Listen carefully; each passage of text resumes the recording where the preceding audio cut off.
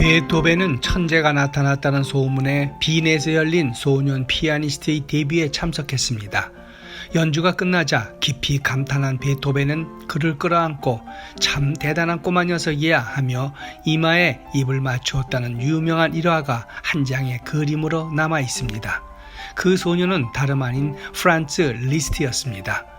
헝가리 출신의 리스트는 첼리스트였던 아버지의 열성에 이끌려 당시 유명한 음악가들을 찾아 스승으로 삼았습니다. 최초의 교사는 베토벤의 제자 체른이었고 이어서 살리에리로부터 화성과 작곡도 배웠습니다. 그리고는 파리로 건너가 활동했는데 그곳에서 아버지가 세상을 뜨자 방황하기도 했지만 천재적인 음악 소질로 20살쯤 젊은 나이에 이미 베를리오즈나 쇼팽, 파가니니 등과 교류하면서 파리 사교계에서 유명인사가 되었습니다. 이후 그는 최고의 피아노 연주가로 인정받아 오늘날까지 피아노의 왕이라고 불립니다. 높은 인기와 함께 많은 스캔들을 낳던 그는 이때 7년 연상의 유부녀 마리 백작 부인을 만나 사랑에 도피행각을 하며 3명의 아이도 낳습니다. 3아이 중 2은 일찍 세상을 등지고 남은 딸이 지휘자 한스 폰 윌로와 결혼했지만 훗날 그를 떠나 아버지보다 2살 많은 바그너와 함께 살게 됩니다. 하지만 사랑은 유한한 것인지 파리를 떠들썩하게 했던 리스트와 백작 부인은 10년도 안 돼 결별하게 됩니다. 그 즈음 리스트는 또다시 운명의 여인인 우크라이나 귀족 공작 부인을 만나게 되고 둘은 결혼하려 했지만 문제가 생깁니다. 17살에 정략 결혼을 한 공작 부인이 남편과 별거 중이었는데 신앙교리에 따라 정식 이혼을 하지 못하기 때문이었습니다. 이 때문에 괴로워하던 리스트는 그녀에 대한 변함없는 사랑을 담아 3곡의 가곡을 만들었는데 그중 하나가 우리에게 일명 사랑의 꿈으로 잘 알려진 노래입니다. 이 노래의 원래 제목은 사랑할 수 있는 한 사랑하라 혹은 사랑할 수 있을 때 사랑하라 입니다. 오 사랑하라, 사랑할 수 있는 한 오 사랑하라, 사랑할 힘이 남아있을 때까지 그대가 무덤가에서 슬퍼할 시간이 찾아오리라.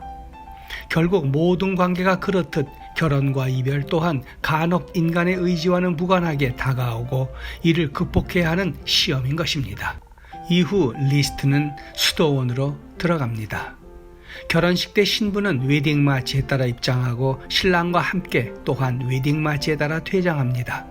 이때 순백의 드레스를 입은 신부가 입장할 때 울려 퍼지는 음악은 바그너의 오페라 로헨그린에 나오는 신부 합창곡으로 흔히 결혼 행진곡이라고 합니다. 그리고 예식을 마친 신랑 신부가 희망찬 미래를 향해 앞으로 나아갈 때 연주되는 곡은 멘델스존이 17살 때 작곡한 한여름밤의 꿈의 결혼식 장면에 나오는 결혼 행진곡인데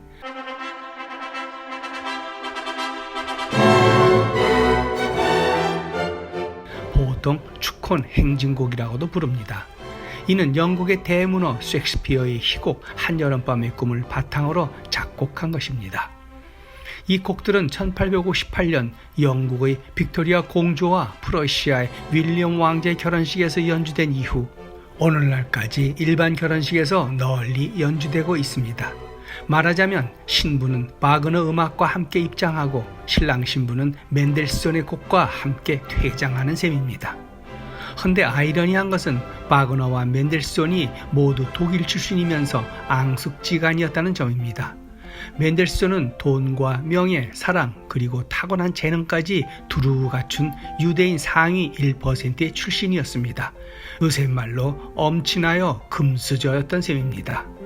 이에 비해 바그너는 전 유럽을 방황하며 굴곡진 흙수저 같은 인생을 보내면서 상류 문화계를 장악한 유대인 작곡가들의 벽에 부딪혀 시리에 빠져 귀국하고는 유대인에 대한 악감정과 민족주의적 성향이 더욱 강해져 반유대주의가 되었습니다. 가뜩이나 앙숙인 두 거장의 관계를 더욱 심화시킨 이는 히틀러입니다. 바그너가 세상을 떠나고 독일을 장악한 히틀러는 12살 때 바그너의 오페라를 처음 보고 눈물을 흘릴 만큼 감동하고 깊이 매료되어 그를 더욱 숭배했습니다. 해서 바그너의 음악을 독일인의 우수성을 나타내기 위해 우상화하는 한편 유대인인 멘델스존의 음악은 짓밟고 격하했습니다. 해서 바그너는 훗날 히틀러에 의해 위대한 아리안 작곡가로 불렸습니다. 결국 바그너의 민족주의적 사고에서 출발한 게르만 신화를 히틀러가 정치적으로 현실화하면서 세계를 전쟁의 잿더미 속으로 몰아넣은 셈입니다. 마치 바그너의 로헨그린 결말이 비극으로 끝나듯이 말입니다. 아무튼 한 쌍의 남녀가 새로운 출발을 꿈꾸는 자리에 물과 기름 같은 사이였던 자신들의 음악이 예식의 시작과 마감을 장식하며 공존하고 있다는 것을 안다면 당장이라도 무덤에서 뛰어나와 자신들의 곡 연주를 중지시킬지도 모를 일입니다. 최근 세계 결혼으로 유명했던 마이크로소프트의 빌 게이츠와 멀린다의 이혼 발표가 나오면서 다시금 지구촌은 떨르썩합니다. 헌데 이들의 이혼 사연은 단순하지 않고 많은 의미를 함축하고 있는 것 같습니다. 인생의 다음 단계에서 부부로서 함께 성장할 수 있다고 생각하지 않는다라고 한 말 때문입니다. 흔히들 서로 사이가 나빠져서라든가 성격이 안 맞아서라는 것과 사뭇 달라섭니다. 소설 빙점의 작가 미우라 아야코는 성혼 선언문은 부부가 되었음을 말하는 것이 아니라 부부가 되어가는 것을 뜻하는 것이라 했습니다. 그만큼 서로의 부단한 노력이 필요하다는 얘기일 겁니다.